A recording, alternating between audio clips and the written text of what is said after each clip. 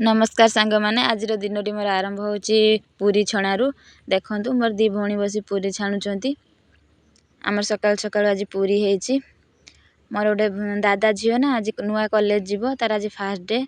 पखाड़ खाऊची college जीवो बोली पखाड़ खाई कॉलेज जीवो। माछ वाला गाँ को आसतिला माछ भात देली। भात सारा परे पखाड़ खंडे खाईदेवी खाई दे सारा परे रंधा रंधी कथा देखिबा। आ माछ भजा चलची आमर पानी आखिया माछ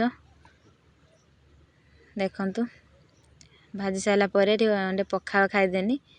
पखाड़ खाई सारी जबर गुड़ गुड़ करची ना घरे भी रही हो नहीं जाकि पोखरी आड़े बसिनु पवन दउथला टिके ठंडा पवन दउथला बसिनु सेठी बस सारिके आसी से छोट छुआटा खाली कांदुची मोबाइल देखियो बोली मोबाइल नहेले बुलिया तार ए दुईटा थिले सब किछि अछि।